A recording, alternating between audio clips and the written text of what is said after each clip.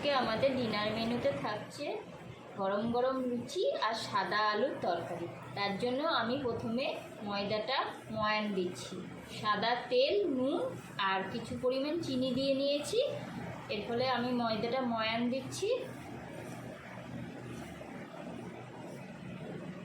দেখুন ময়ান দেওয়াটা খুব সুন্দর হয়ে গেছে, গোল পাকিয়ে যাচ্ছে।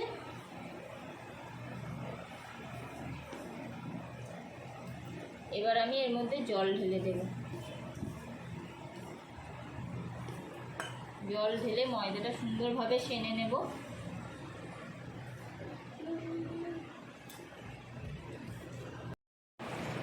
দেখুন ময়দাটা খুব সুন্দরভাবে সানা হয়ে গেছে। এবার আমি এটা কিছুক্ষণ ঢাকা দিয়ে রেখে দেব। রান্নাঘরে চলে যাবো, দিয়ে কিছুক্ষণ ঢাকা দিয়ে রেখে দেব। আমি এখন রান্নাঘরে চলে এসেছি, এসে লুচিগুলো করে নিচ্ছি। আমি লুচিটা বেলে নিচ্ছি, তারপরে ভেজে নেব। এই লুচিগুলো এবার ভেজে নিচ্ছি।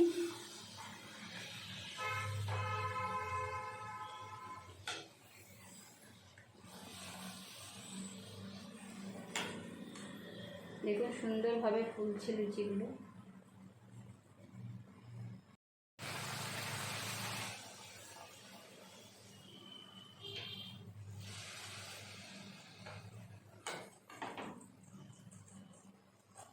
লুচিগুলো সুন্দরভাবে ফুলছে। তেল ঝরিয়ে তুলে নিচ্ছি বাটিতে।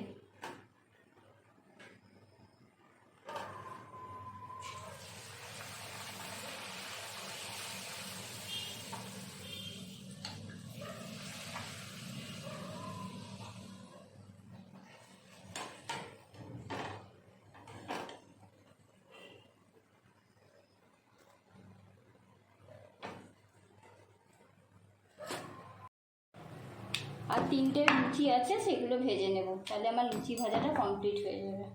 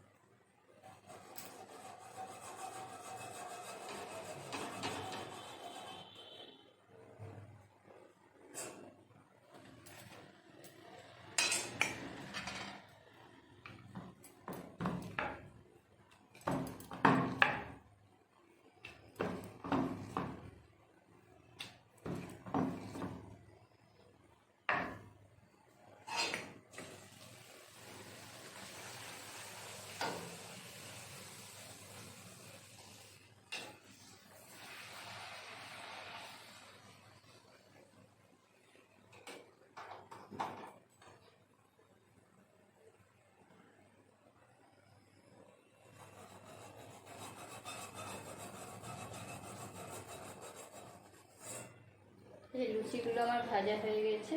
এবার আলুর তরকারিটা বসিয়ে দেব।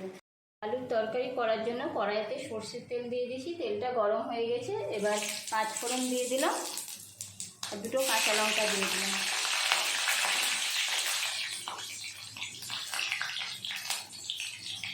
এবার আলুগুলো ছেড়ে দিচ্ছি।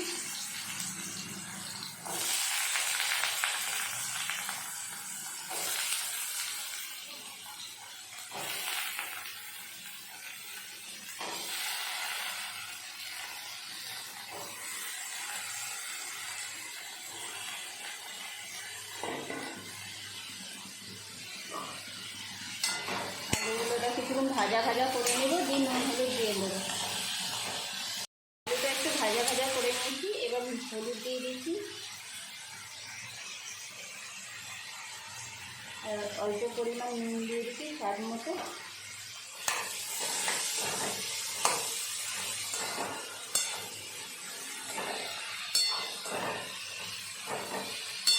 আলুটা ভাজা ভাজা হয়ে গেছে, এবার আমি জল দিয়ে দেব।